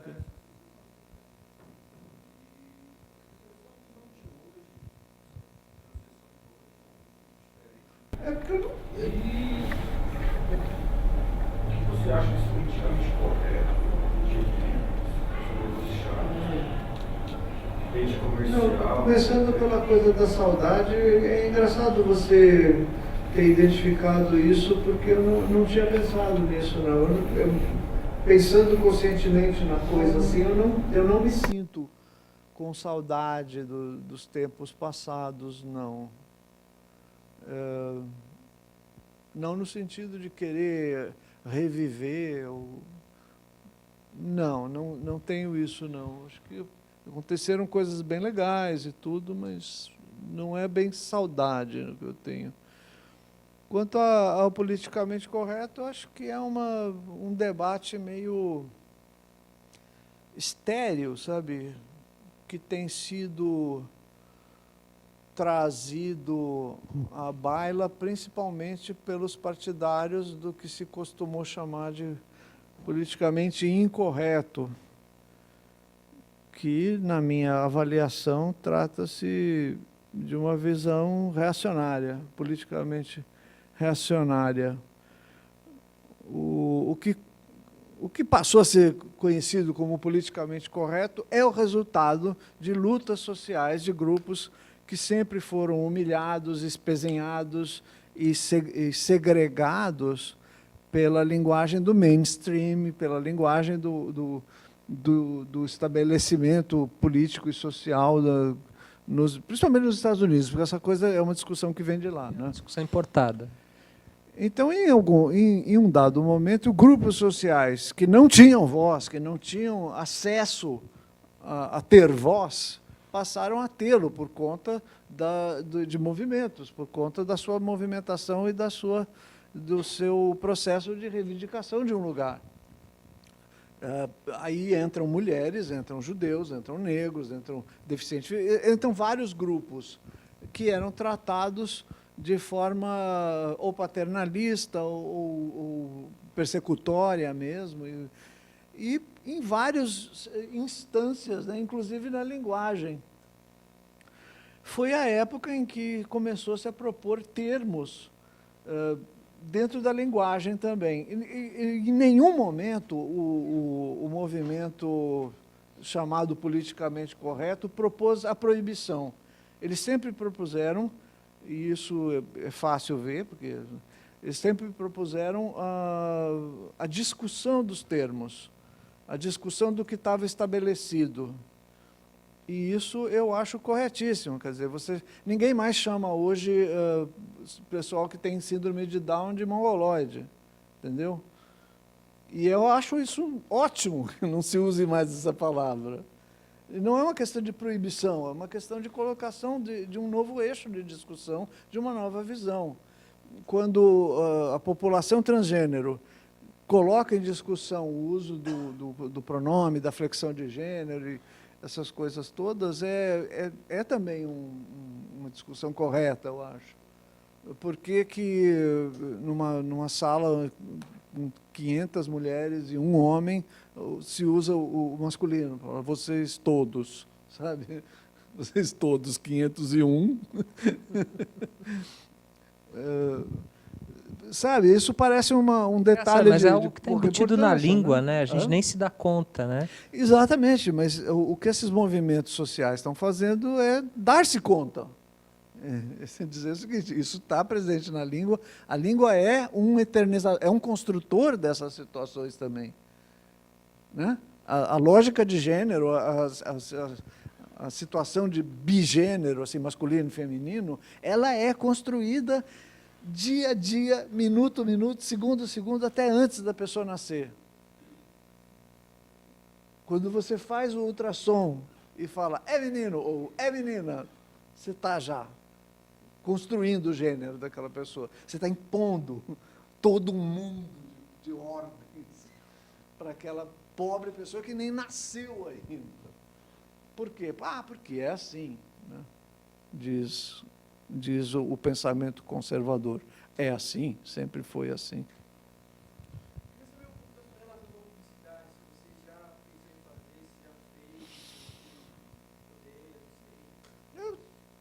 Eu já tive algumas experiências não muito felizes com publicidade. Tive, acho que uma que foi legal, que foi uma propaganda de celular para não sei qual era a marca, era no Rio Grande do Sul. Eles criaram quase tudo, assim, o conceito, não sei o quê, o nome do personagem, que era Orlando o Vestibulando. É uma tira mais comprida que o normal, né? Era um rodapé de página para aparecer num jornal para vestibular, né? para estudantes e candidatos a vestibular, e era um anúncio aquilo, para vender o celular. Mas a história, a ideia era criar roteiros livres. Só tinha esse nome, Orlando Vestibulando. Então eu criei todo um contexto, personagens, o lugar onde ele morava e tal e tudo, e foi gostoso trabalhar naquilo. Não foi nenhum trabalho revolucionário, não, mas foi gostoso, gratificante. E hoje eu sei que eles pagaram muito pouco. Porque uma das coisas que encantam a gente, nós, perrapados do jornalismo, é a grana que rola na publicidade. Então, quando a gente pensa em publicidade, a gente pensa assim com olhos brilhando. Né? É verdade, mas também é só o que tem. Mas já é boa parte do que a gente precisa. Se você fala é só o que tem, você parece que está falando de arroz com feijão. Não, é que é uma coisa que eu costumo falar para eles aqui, que para mim é assim, se tem dinheiro não tem liberdade, se tem liberdade não tem dinheiro. Né? A publicidade tem dinheiro, não tem liberdade, você consegue fazer muito pouca coisa. Eu tenho alguns bodes em relação à publicidade, principalmente nessa área de linguagem, de usar a linguagem de humor, né? O uso do humor, no meu modo de entender, de uma forma espúria e como chama, e oportunista, né? Mas, quer dizer, eu acho que a publicidade tem colaborado com o entendimento do politicamente incorreto, sabe, que tem colaborado tem um entendimento superficial do que seja o humor. Mas, ao mesmo tempo, eu trato também de me observar, de refletir se eu não estou fazendo um discurso ressentido, assim, que é comum também acontecer. Sabe, o jornalista falar, não, nós somos legais, ou de escritores falar, nós tratamos com o mundo da cultura de uma forma mais autêntica do que esses vendidos aí, que é um bando de vendido. Então, eu tento ter um pensamento mais flexível, assim. Confesso que, em vários momentos, eu cedo para o preconceito. É chato isso, mas verdadeiro. Eu queria voltar no humor para te perguntar uma outra coisa. Assim, você acha que o humor envelhece? Eu te pergunto isso pelo seguinte: às vezes é comum você olhar cartoons antigos, assim, de grandes cartunistas do passado, e você não acha mais, você ainda vê os valores de desenho, você acha bacana, mas você não vê mais a graça, que provavelmente esteve ali algum dia. E qual é a tua opinião acerca disso?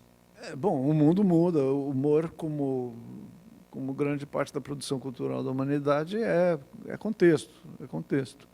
O mundo era outro, as pessoas liam com uma velocidade diferente, as pessoas tinham... Não se vivia num mundo de bombardeio permanente e quase histérico, né, de conteúdos. O que eu estava... Vindo para cá, eu estava pensando numa coisa assim. Você estava ouvindo rádio e eu estava ouvindo o programa do rádio. Não tinha um minuto de queda, não tinha um remanso, assim, sabe? Era uma tensão permanente. O que é essa tensão permanente? É justamente a ausência de tensão. Você provoca, na verdade, uma exaustão, mas você não provoca o jogo da tensão e da distensão. Quer dizer, você manter o fluxo de informação num nível permanentemente acelerado, você não está criando tensão, você está criando exaustão. O sujeito é capaz de dormir numa situação dessas, ter sono de tanto excitação, né?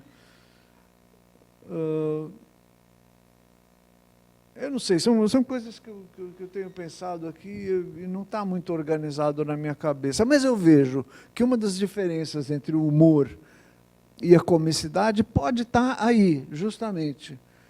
O humor, independente da época, ele lida com um jogo entre a tensão e a distensão, porque o objetivo dele está mais próximo da criação poética, literária, ou não sei, está mais próximo da arte, vamos dizer, e, portanto, da transgressão, da possibilidade de transgressão, do que a comicidade. A comicidade trabalha num outro plano, que eu acho importante também, mas é um plano onde se busca o riso como uma forma de expressão da distensão permanente. Quer dizer, eu vou provocar o riso porque eu vou desarmar os espíritos, eu vou desopilar o fígado, e todos esses clichês retóricos que se usa. Eu vou distender, eu não vou criar tensão, eu vou reafirmar conteúdos, eu vou falar dos meus preconceitos para os preconceitos da minha plateia. E nós vamos reafirmar essas coisas, tudo isso que a gente acredita. Se vocês observarem um humorista, um comediante provocando a situação de riso, é quase que autoevidente ali que existe uma sintonia de conceitos, né? As pessoas todas pensam do mesmo jeito. Existe a surpresa da piada, existe uma construção engenhosa e tal e tudo, mas o que está sendo dito, a ideia que está por trás daquilo é a mesma. Tem que ser a mesma, senão o riso não acontece. Então, nesse sentido, o humor é contrário à transgressão, né? E ele é também, o humor não, a comicidade, né? E ele tem também grandes possibilidades de ser um reforçador de preconceitos. Essa parte é chata, viu? Porque eu venho da época da ditadura, em que a gente achava que o humor era revolucionário por natureza. Não é. Mas pode ser, depende de que lado da piada você está, como disse o Hugo Pozzolo, né? Os piratas sempre faziam algo absurdo, né,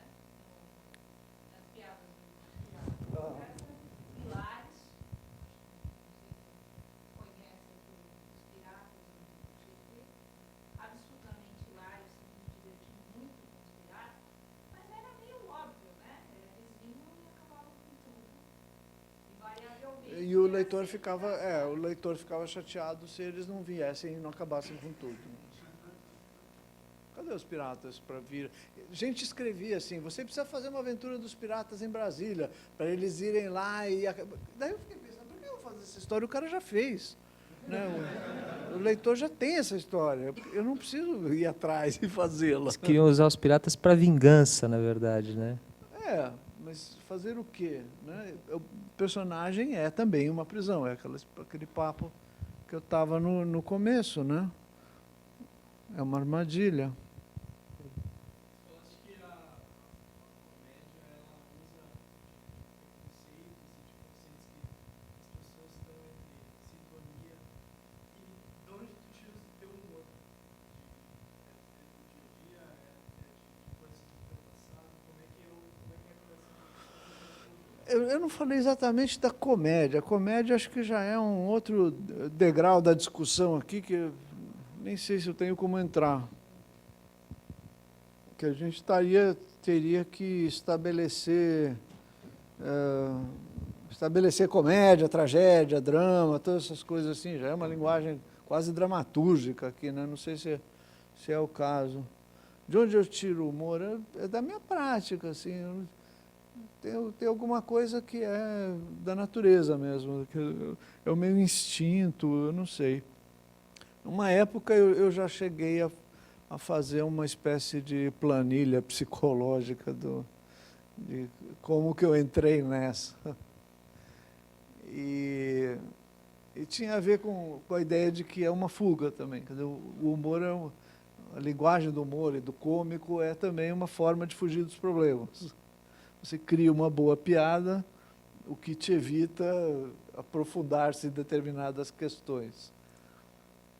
Não sei, eu estava numa fase meio de autoflagelação espiritual ali. Então, o Jaguar uma vez falou que ele não queria fazer análise nem terapia porque ele tinha medo de que o curassem. Se alguém me curar, eu perdi todo o meu trabalho. Não tenho condição de trabalhar, mas... Então é isso? Sabe? Aí eu pergunto, depois dessa blague do Jaguar, que é um cara genial, que é uma figura sensacional, não sei o quê, eu fico pensando, isso é verdade? Se eu me curar dos meus problemas, eu vou parar de fazer piada? Se Beethoven não fosse um neurótico que inventou que estava surdo, só para ser mais neurótico ainda, espezinhar todo mundo em volta dele, ele teria composto as coisas que ele compôs? Não sei. Isso faz muito sentido, né, se ficar nessa especulação. O que é melhor, Beethoven são ou a gente ouvir a Quinta Sinfonia?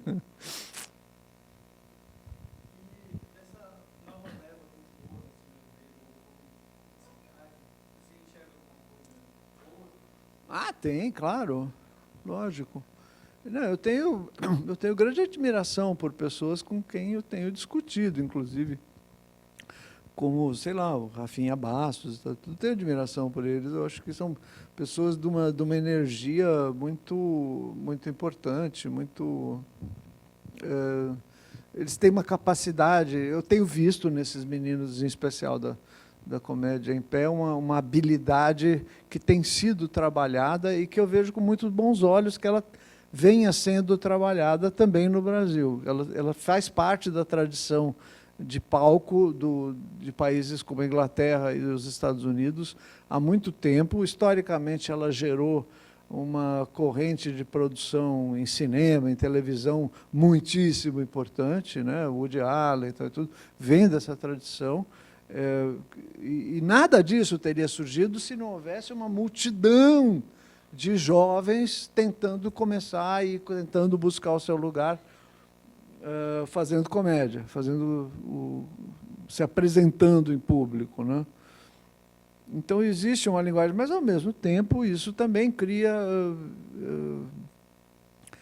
alguns problemas, coloca alguns problemas que eu acho que a gente não tem por que não discutir. Não tem por que chamar essa discussão de censura, sabe? Porque é linguagem, é opinativa e tal e tudo, e em qualquer lugar do mundo ela é posta em debate também. O que acontece no campo da liberdade de expressão é motivo para uma outra conversa, até para a gente... Não sei, os Estados Unidos são tidos como o país do politicamente correto, do cerceamento da porra louquice, do não sei o quê, é o país dos bem comportados. Eu não sei se vocês assistem aqui o Family Guy, ou assistiram especialmente aquele episódio em que aparece a Britney Spears com o bebê no colo e afundando a moleira para usar como cinzeiro, enquanto fala do telefone, combinando. É um negócio impensável. Eu fiquei vendo aquilo, e maravilhada e horrorizada com aquilo também. E pensando assim, nossa, eu estou vendo uma coisa que eu nunca achei que ia ver. E eu certamente jamais vou ver isso no Brasil. Esse país de falsos moralistas, esse país de gente fingida, esse país de falsos transgressores e tal, não sei o quê. Para a época tinha. Para a época tinha. Para a época tinha, mas jamais se mexeu com poder. Jamais se fez uma paródia com o presidente da República. Isso é Cacete e Planeta vieram fazer depois, de uma maneira assim, bastante circense, vamos dizer. Então, não sei, eu acho que é objeto para uma outra sessão. Por que você acha que tem tão pouca mulher fazendo humor? Essa é outra sessão. Discussão de gênero. Discussão de gênero. É isso, construção de gênero. Em algum momento da porra da cultura, da história da civilização ocidental, resolveu-se que a frequência no fumoir, sabe o que é fumoir? É o fumador, a sala de fumar. Depois da ceia, onde machos e fêmeas se exibem e terçam as suas armas retóricas e o seu jogo de salão ali, as mulheres vão conversar lá na puta que pariu e os homens vão para a sala de fumar, né, com os seus smokings, o nome já diz, e vão fazer o exercício do humor masculino, que é esse que a gente está cansado de ver como exemplo de cultura ocidental. As mulheres não participam, elas estavam cuidando das crianças, cuidando da cozinha, cuidando do sei o quê. Quando elas começaram a participar, elas foram associadas à prostituição, elas foram associadas à mulher feia, as comediantes, as primeiras comediantes, assim, dificilmente eram mulheres bonitas. Elas tinham que parecer meio esquisitas. Mesmo a Lucille Ball, que é uma mulher maravilhosa, bonita, assim, ela fazia o palhaço, assim, né? A cara de palhaço e tal e tudo. Casada com um cubano. Então, a participação das mulheres é uma participação que eu acho que tem aparecido, que tem crescido e acompanhando também o próprio movimento feminino, né? A própria revolução feminina. Não é nem um pouco raro hoje no mundo você encontrar artistas e humoristas e comediantes mulheres. Mesmo no Brasil, que é um país que está sempre na rabeira desses movimentos, eu estava vendo hoje um programa de improviso, é tudo improviso, no canal não sei o que lá. E tinha ali, a presença de mulheres era metade, assim, do pessoal no palco, né? Legais, umas meninas competentes, né? Então, eu acho que não faz mais sentido ficar insistindo na pergunta de por que tem tão pouca mulher, porque já não tem tão pouca mulher. A ideia de que tem pouca mulher é fomentadora de criações de edição especial de mulheres, que nem a AQC fez aí há pouco tempo, ou uma edição de um salão de humor especial de mulheres. Eu tentei concorrer, quer dizer, entrar, colaborar com essas edições e fui vetada. Porque você é homem. Comprova que eu sou homem. Você não pode exigir nada, entendeu? Você não pode me pedir para ficar pelada e apalpar as minhas partes. Assim. Você ia perguntar? Você falou muito do pessoal de stand-up, e o pessoal novo, você está vendo bastante. Que outras referências você tem, o que você busca hoje em dia? Antigamente você falou que você via muita coisa, tipo, cartunista da Europa, você tinha a inspiração... O que te alimenta, na verdade? Eu vejo... Eu passo horas na frente da internet. Tem muita coisa que eu fico vendo, desde coisas que as pessoas me mandam, perguntando o que eu acho, até coisas atrás das quais eu vou. E você quer que eu cite nomes? Áreas, talvez. Tudo funciona. Porque hoje me interessa também uma produção bastante diversificada. Assim, eu não estou querendo só quadrinho de humor. Tá? Nos anos 80 e 90, eu tinha uma revista que era o Piratas do Tietê, o Angeli tinha uma revista que era o Chiclete com Banana, e a gente lidava muito com isso, quadrinho de humor. Hoje eu já penso diferente. Eu acho que os próprios quadrinhos de humor já não são só de humor, joga-se e corteja-se muitas outras linguagens. Gosto muito de zines, gosto muito de receber zines ainda, coisas feitas em papel até. E tem muito disso ainda. Então, eu acho que a internet e os meios, a tecnologia ligada à computação tem possibilitado o aparecimento de muita gente e formas de publicação, de publicização desse trabalho também muito diversas. Qualquer sujeito que abra um blog hoje tem mais leitores em uma semana do que eu tive até metade da minha carreira, né? Até 20 anos de trabalho. E o sujeito com 2 blogs, ele já passou disso. Então, quando me perguntam, eu não consigo começar aqui na minha cidade, eu falei, você já começou, cara, você não percebeu que já começou e você está lidando com outra realidade, que é diferente. Não adianta eu te dizer, faça um portfólio e visite as redações. Isso é um conselho dos anos 70, né? Você não faz, mas ninguém vai te receber.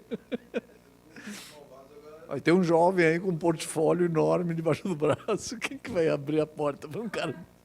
Já aumentou um outro tipo de problema, né? Você ia ter uma redação, você tem o seu trabalho e você era pago. Agora você tem o seu trabalho espalhado em tudo quanto é canto. Não é pago.